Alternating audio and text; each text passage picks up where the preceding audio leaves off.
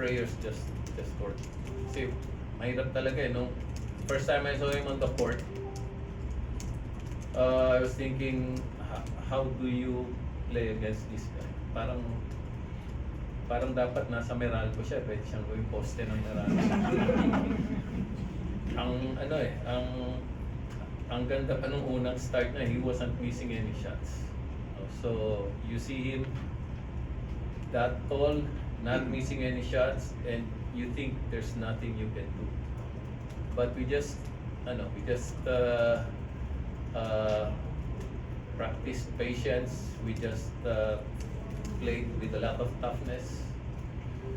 Yun lang naman magagawa mo. And I guess I have a really good bunch of guys who have high character, who can play with a lot of effort.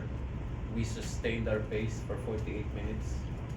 I think that's the only way you can beat TNT with ball is you have to play with pace for 48 minutes. That's what I told them. Sabi ko, kung may makakalimutan tayo sa game plan, ang isang bagay lang natin huwag kakalimutan and to play with pace for 48 minutes.